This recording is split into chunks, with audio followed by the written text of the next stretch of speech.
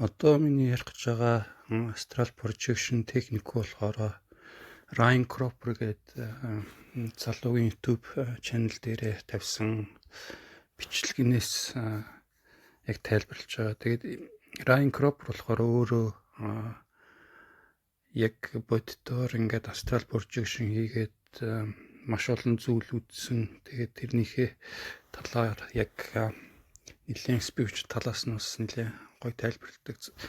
Тэгээд яг энэ bouncing техник гэдэг энэ ярьж байгаа техник нь болохоор ерөнхийдөө бас Роберт Брюсийн номон дээр бас хальт дурддаг техник. Өөрөөр хэлбэл өөрийнхөө awareness-ийг нэг цэг дээр өөрийнхөө биеэс гадна нэг 4-5 метрийн зайдах цэг дээр ингэж нэг шилжүүлээд буцаад өөрийнхөө бие рүү татаад энийг нэг теннис тоглож байгаа юм шиг теннисний бөмбөг цохиж тоглож байгаа юм шиг яг нэг бөмбөг нь өөрийн awareness байдлаар ингээд нэг цэг дээр гинт awareness-а шилжүүлээд буцаагаад бие рүүгээ татаад awareness-а дахиад шилжүүлээд гэдэг ийм дасгал Роберт Брюсийн номон дээр гардаг. Энийг болохоор Ryan Cropper болохоор нэлээд нэг advanced байдлаар нь яаж ашигладаг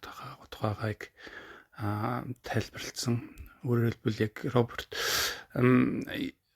Брюсийн нэг энэ техниктэй нэлээд төстэй гэхдээ Ryan болохоор эхлээд hypnagogic гэж яриад байгаа нэг унтаа сэрүүний завсрын төлөвт орчоод тэгээд шууд нэг хамгийн эхлээд жишээ нь шууд тэнгэрт нэг цэг дээр шууд өөрийнхөө сүнсийг шууд порталтаад гаргаж ирэхээр ингээд төсөөлт юм байна. Өөрөөр хэлбэл яг тийм одоо нэг pineal gland нь боргоцоо болчихрох нь баг шууд координатыг нь тэнгэрт шууд айчхаараар тэгээд төсөөллийнхээ тусламжтайгаар гинт нэг тэнгэрт гарч ирээд тэгээд доошоогоо чөлөө дуналт хийгээд нэг салхи хүртэл мэдэрдэг чөлөө дуналт орж байгаа үеийн мэдрэмж бол яг нэг астрал биеэрээ доошоогоо чөлөө дуналт газар руу унж байгаа үед мэдэрдэг гэдэг. Тэгээд яг газарт дөхөөд яг тулаад ирэнгүүтээ буцаад яг нэг порталтууд яг нэг тэнгэрт цэг рүүгээ буцаж гарч ирээд тэгээд дахиад доошоогоо чөлөө дуналт хийдэг. Тэгээд яг энэ cycle болохоор маш одоо нэг олон удаа давтаад тэгээд энэ техникийн дасгал нь өөрөө нэг бүр өөр dimension, өөр астралын dimension руу ингэж шилжих тийм дасгал болж таарсан. Өөрөөр хэлбэл шууд нэг очие гэсэн газараа ингээд төсөөлөөд харж чадах юм бол тэгээд яг тэр очих гэж байгаа газар нь яг нүднийх нь өмнө одоо нэг зургал яг дүрс одоо нэг материалжаад баг портал шахуу юм нэгдээд ирэнгүүт нь тийшээ шууд нэг слайдинг гэж яриад байгаа шууд гулсаад яваад орчдөг, нэвтрээд яваад орчдөг гэдэг. Тэгж порталт чинь нэг шилждэг. Тэгээд ийм боломжийг нэг энэ bouncing гэдэг техник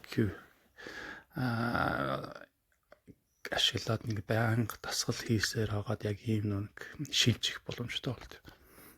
Materialize, and then I teleport. I teleport up in the air and I free fall. I love doing this at night because I can feel the wind and the wetness of the clouds hitting my astral face as I'm descending into the earth. And right before I hit the ground, I often just respawn back in the sky and I come back down. And I just do that for ages sometimes. Because whilst I'm in my body, I'm in this state known as the hypnagogic state. And whilst I'm in the hypnagogic state, I simply just got to expect as to where I'd like to be. And then my pineal gland starts to punch in those coordinates. And then I start to see the imagery of that location. And I start seeing different dimensions. And for me, it's just as simple as sliding out and going to that location.